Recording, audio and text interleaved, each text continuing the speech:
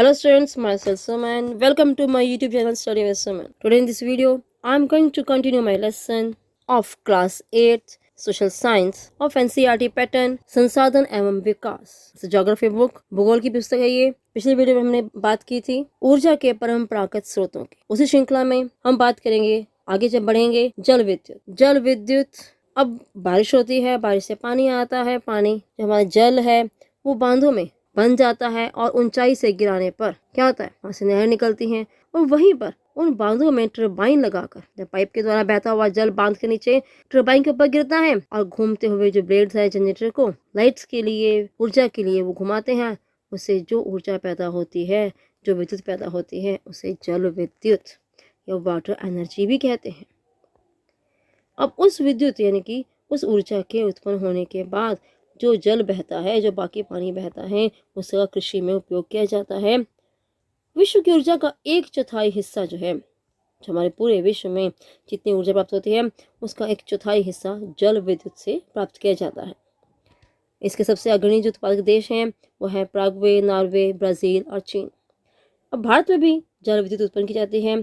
इसके महत्वपूर्ण केंद्र हैं भाखड़ा नंगल, ये बांध है गांधी सागर बांध, नागार्जुन सागर बांध और दामोदर नदी घाटी परियोजना।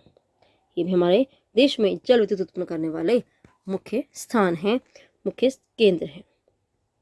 और सबसे पहले नॉर्वे में जल विद्युत की शुरुआत की गई थी, उत्पन्न करने की शुरुआत की गई थी। उसके बाद धीरे धीरे सभी देशों में इसका प्रयोग किया जाने लगा। अब हम बात करेंगे ऊर्जा के गैर परंपरागत स्रोतों की। परंपरागत स्रोत जो पुराने समय चलते आ रहे थे, अब हैं गैर परंपरागत स्रोत। अब जो परंपरागत स्रोत से उसमें जीवाश्मी ईंधनों के बढ़ते उपयोग के कारण क्या हो रहा है, ऊर्जा के गैर परंपरागत स्रोतों का अभाव हो रहा है। यदि इनका उपभोग ज़्यादातर चलता रहा तो इन ईंधनों के भंडार जो है वो समाप्त हो सकते हैं।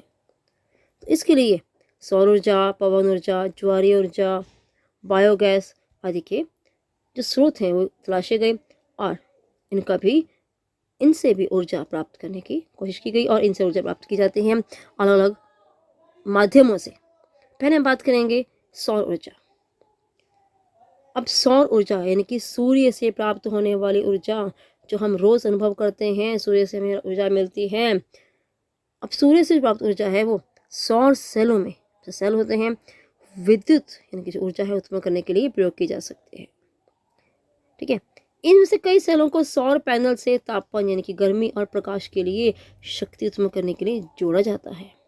जब यहाँ बहुत ज़्यादा धूप होती है वहाँ पर उष्णकटिबंधीय देशों के लिए, अब जहाँ हर समय धूप रहती है, बारिश कम होती है, तो वहाँ पर जो है सौर ऊर्जा की जो तकनीक है वो बहुत ज़्यादा लाभदायक है।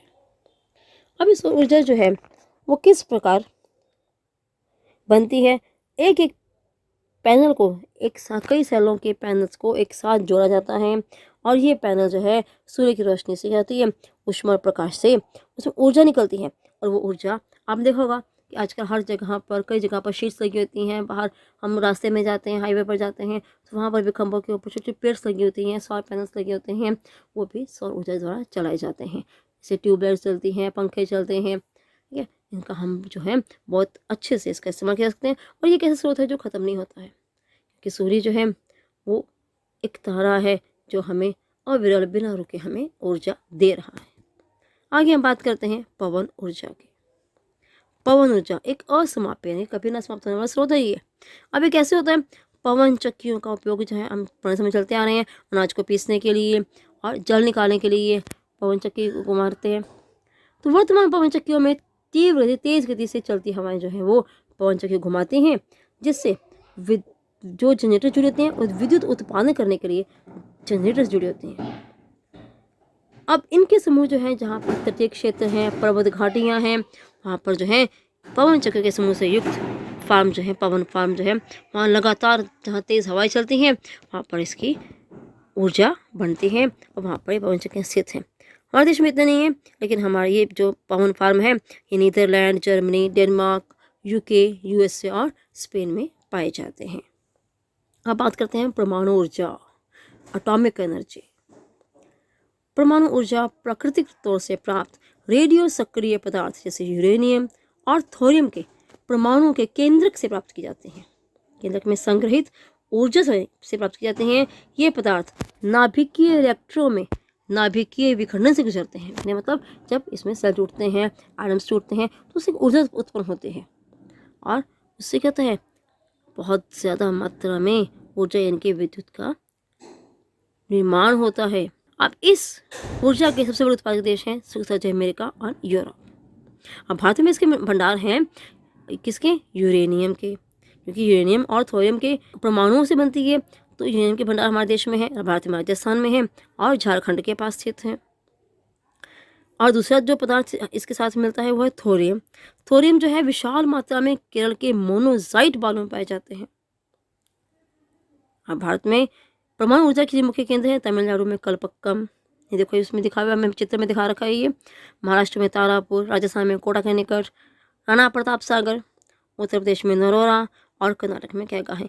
और स्थान है जहाँ पर परमाणु ऊर्जा की प्राप्ति की जाती है, उत्पन्न की जाती है। अब हम बात करेंगे भूतापीय ऊर्जा। भूमि का ताप, भूताप यानी कि वह ऊर्जा जो भूमि से प्राप्त की जाती है, वो ताप जो स्वयं निकलता है भूमि से। पृथ्वी के अंदर गहराई बढ़ने के साथ साथ तापमान में यानी कि हमारे आसपास टेम्परेचर है वो बढ़ता जाता है, गर्माहट होती है, तो कभी कभी यह तापमान जो ऊर्जा जो है भू सतह पर गर्म जल के झरनों के रूप में प्रकट हो सकती है। तो कभी कभी इतनी ऊर्जा होती है कि वहाँ से गर्म झरना जो है, गर्म जल का झरना जो फूट पड़ता है, और यह ताप ऊर्जा शक्ति उत्पादन करने में प्रयुक्त की जा सकती है। ठीक है, अब काफ़ी वर्षों से गर्म जल के स्रोतों के रूप में भूतापीय ऊर्जा खाना बनाने के लिए, अब देखो इस चित्र में देख रहे हैं मणिकर्ण में दिए हुए, ठीक है, उसे भोजन पकाया जा रहा है। देखो किस प्रकार वहाँ पर ये बर्तन पड़ा हुआ है, वहाँ से नीचे से गर्माहट निकल रही, गर्म स्रोत निकल रहा है, तो उस जल स्रोत से ऊपर खाना भी पकाया जा सकता है और इससे शक्ति उत्पन्न की जा सकती है। ठीक है, इसका उपयोग ऊष्मा प्राप्त करने के लिए, मतलब गर्माहट प्राप्त करने के लिए किया जाता है, और नहाने के लिए प्रयोग कर सकते हैं इसको। और सबसे बड़ा जो भूतापीय संयंत्र ऊर्जा संयंत्र है वो यूएसए है। इसके बाद न्यूजीलैंड, आइसलैंड, फिलीपींस और मध्य अमेरिका है। ये विश्व में अलग अलग जगह पर इसके स्रोत पाए जाते हैं। अब भारत में कहाँ पर है ये, हिमाचल प्रदेश में मणिकर्ण और लद्दाख में पूगा घाटी में इसके स्रोत स्थित हैं। अब हम बात करते हैं ज्वारीय ऊर्जा की। ज्वार क्या है, ज्वार यानी कि समुद्र का जल जब नियमित रूप से उतार चढ़ाव होता है समुद्री जल का, उसे हम समुद्री ज्वार कहते हैं, और इस ज्वार से प्राप्त उत्पन्न ऊर्जा को हम लोग ज्वारीय ऊर्जा कहते हैं। इस ज्वारीय ऊर्जा कहा जाता है। इस जगह का जो निर्माण है, जो विदोहन है, वो समुद्र के संकरे मुहाने में, संकर मुहाना मतलब जहाँ पर समुद्र का जो मुहाना है, जो किनारा है बहुत ज़्यादा फैला हुआ नहीं है, संकरा है, तो वहाँ पर बांध का निर्माण किया जाता है। और उच्च ज्वार के समय, अब पिक्चर में दिखाया गया आपको किस प्रकार ज्वार भाटा ज़्यादा आता है, उच्च है ज्वार, फिर निम्न ज्वार भाटा है। उच्च ज्वार के समय ज्वारों की ऊर्जा का उपयोग बांध में स्थित टरबाइन को घुमाने के लिए किया जाता है। ये देखो यहाँ से उच्च ज्वार है और टरबाइन घुमाने के लिए, और इससे क्या हो गया, उससे वहाँ पर ऊर्जा की उत्पत्ति होती है।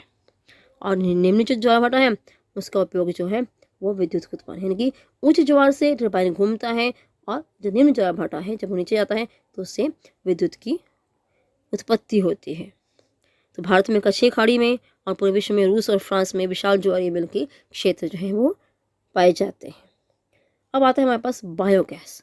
बायोगैस सभी परिचित हैं। बायोगैस हमारे गाँवों में जैसे गोबर है, जैविक अपशिष्ट हैं, ठेल लग जाते हैं, ठीक है, और उसको गैस से ईंधन में बदलते हैं। देखो जैसे टैंक बना हुआ, गैस टैंक बनाकर खाद या गोबर डालते हैं, फिर उसके अंदर जाता है, उसके अंदर बहुत देर तक उसको जमा रहने से क्या आता है, वहाँ पर कार्बन डाइऑक्साइड और मीथेन का निर्माण होता है और वो गैस के रूप में बदलती है। अब जैविक अपशिष्ट जैसे मृत पौधे, जंतुओं के अवशेष, पशुओं का गोबर, रसोई का अपशिष्ट मतलब रसोई के छिलके हैं, और भी जो समावेश है उसे गैसीय ईंधन में बदला जा सकता है। इसे बायोगैस कहते हैं। बायो मतलब बायोलॉजी, इसकी बायोडिग्रेडेबल। जैविक अपशिष्ट बैक्टीरिया द्वारा बायोगैस संयंत्र में अपघटित होते हैं, और जो कि अनिवार्य रूप में और कैसे में चेंज होते हैं, वो मीथेन और कार्बन डाइऑक्साइड के मिश्रण बनते हैं। और इस बायोगैस को हम रसोई गैस में, खाना पकाने में और विद्युत उत्पादन के लिए इसका सर्वोत्तम ईंधन है। इससे बिजली का भी निर्माण किया जा सकता है। इससे प्रतिवर्ष बड़ी मात्रा में जैविक खाद का भी उत्पादन होता है। तो इस प्रकार ऊर्जा सर्वव्यापी है, अर्थात हर प्रकार की ऊर्जा जो पाई जाती है।